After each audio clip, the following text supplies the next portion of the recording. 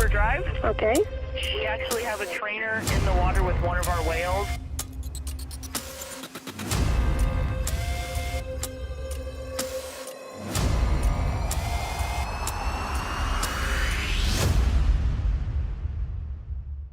SeaWorld's killer whale shows have enthralled audiences with their mesmerizing performances, but behind the scenes lies a dark and haunting reality. Let's uncover the secrets hidden within the history of ocean amusement parks and their most notorious killer whale attacks. Annette Eckus. In 1971, a woman named Annette Eckus was trying to ride Shamu while preparing for a television appearance. Eckus was wearing a bikini at the time rather than the full-body wetsuits that trainers typically wore per the Toledo Blade.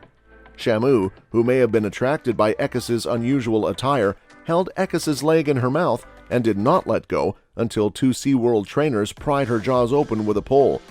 Eckus had to get more than 100 stitches in her leg, and she sued SeaWorld, which led to Shamu being retired from orca shows. 4 months after the incident, Shamu died of a uterine infection and blood poisoning at SeaWorld. She was just 9 years old at the time. In the wild, the average life expectancy for a female orca is 50 years old per National Geographic, and some wild orcas live to be 90 years old. Following Shamu's death, SeaWorld trademarked the name Shamu and proceeded to use it as a stage name for various captive orcas used in shows for the next several decades, according to Britannica. Daniel Dukes. In a shocking incident that sent shock waves through SeaWorld Orlando, an unidentified body was found floating in Tillicum's pool, plunging the park into a state of confusion and distress. As the investigation unfolded, the tragic truth emerged. The victim was identified as Daniel Dukes, a homeless man who had somehow gained access to the restricted orca hangar and leapt into the pool. The gruesome nature of the incident made it arduous to determine the gender of the victim, showcasing the severity of the injuries inflicted by Tillicum. The sight that greeted onlookers was one of horror and raised serious concerns about the safety measures in place at SeaWorld Orlando. This incident not only cast a dark cloud over the park, but also ignited a debate about the ethical implications of keeping killer whales in captivity. Daniel Dukes' tragic fate shed light on the lurking danger within Tillicum's enclosure, raising profound questions about the park's transparency and its responsibility for the welfare and security of both its trainers and visitors.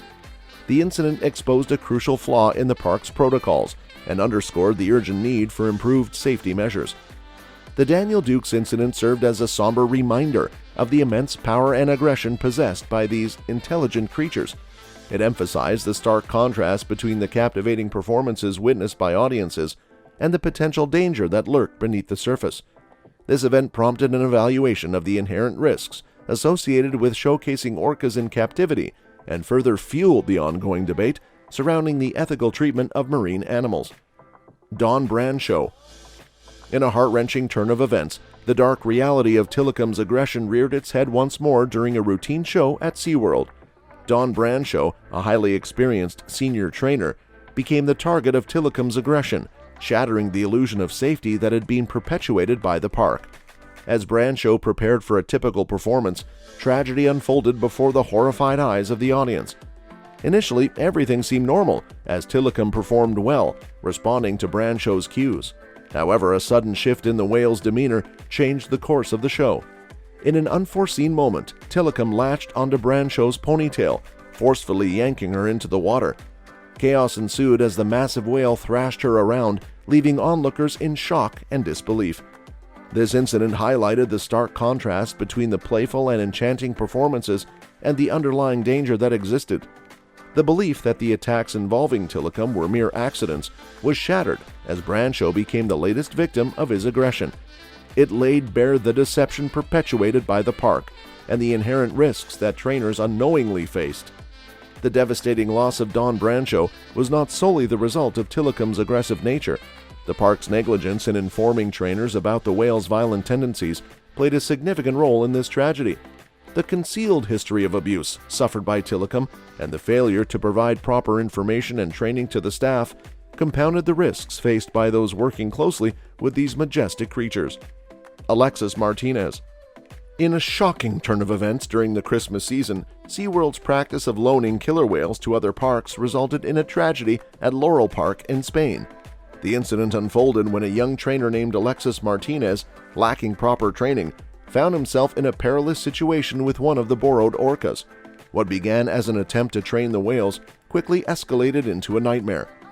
As Martinez tried to establish a rapport with the whales, one of them unexpectedly dragged him underwater. What followed was a horrifying scene as the other whales joined in, ruthlessly attacking the helpless trainer. The vicious assault inflicted severe internal injuries on Martinez, including a collapsed chest that left him fighting for his life. The Christmas incident at Laurel Park brought to light the dire consequences of inadequate training and the lack of preparation between parks.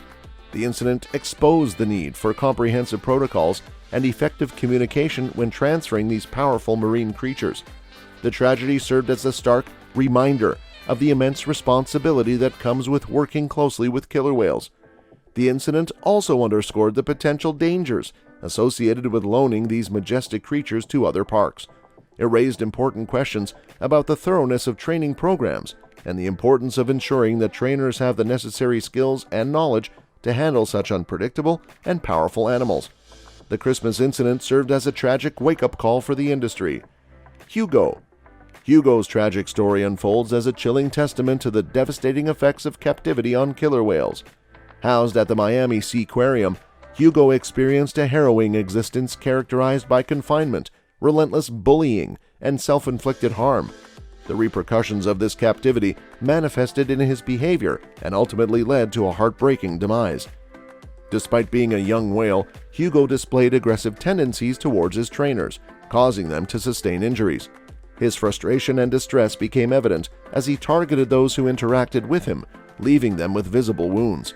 This pattern of aggression raised concerns about the well-being of both the trainers and Hugo himself. Yet the most heart-wrenching aspect of Hugo's story lies in his self-destructive behavior. Repeatedly, he deliberately rammed his massive body against the walls of his enclosure. This distressing act appeared to be a desperate attempt to harm himself, a tragic display of his psychological anguish. The repercussions of such self-inflicted harm would ultimately lead to a devastating outcome. The toll of Hugo's self-directed aggression culminated in a fatal brain aneurysm. The relentless impacts against the enclosure's walls took an insidious toll on his health, resulting in a catastrophic rupture of a blood vessel in his brain. This tragic event marked the end of Hugo's life, underscoring the dire consequences of captivity on the mental and physical well-being of these intelligent creatures. Hugo's story serves as a poignant reminder of the profound toll that captivity can exact on killer whales. It shines a light on the devastating consequences of depriving these majestic beings of their natural habitat and social structures. Hugo's aggression towards trainers and ultimately towards himself stands as a heartbreaking indictment of the profound suffering that can result from their confinement. His tragic tale prompts a deeper reflection on the ethics of keeping marine animals in captivity for entertainment purposes. It highlights the urgent need for increased efforts towards conservation, education, and the preservation of natural environments where these creatures can thrive. Hugo's story serves as a somber call to action, urging us to reconsider our treatment of these magnificent creatures and to prioritize their well-being above all else. Ken Peters. Amidst the haunting incidents involving killer whale attacks, Ken Peters' near-death experience at the San Diego SeaWorld stands as a testament to the power of human resilience and expertise. Despite the whale's history of aggression, Peters demonstrated remarkable composure and quick thinking when confronted with danger. During a show, Kasatka, the whale known for displaying signs of aggression in the past, grabbed hold of Peters, dragging him to the depths of the pool. Instead of succumbing to panic, Peters focused on maintaining his breathing and keeping a level head. With great determination and presence of mind, he skillfully managed to calm the agitated whale. Peters' ability to remain calm and collected played a crucial role in his survival. As Kasatka repeatedly pulled him underwater, he navigated the intense situation with calculated movements and a deep understanding of the whale's behavior. By exhibiting a calm demeanor, Peters was able to establish a connection with the whale, ultimately persuading her to release him. This near-death experience serves as a remarkable example of the significance of experience and expertise in working with these magnificent creatures. Peters' extensive knowledge of killer whale behavior, coupled with his ability to remain composed under immense pressure, allowed him to successfully navigate a life-threatening situation. Peter's near-death experience serves as a reminder of the complexities involved in working with killer whales. It prompts a reflection on the necessity for comprehensive training programs, emphasizing the importance of both knowledge and quick thinking when faced with unforeseen circumstances. The tale of Ken Peters offers a valuable lesson on the delicate balance between human and animal interactions in marine amusement parks. The shocking incidents surrounding SeaWorld's killer whale shows reveal a pattern of negligence, deception, and the dire consequences of keeping these magnificent creatures in captivity. As we reflect on these tragedies, let us question the ethics of using marine animals for entertainment and consider the urgent need for their protection and well-being.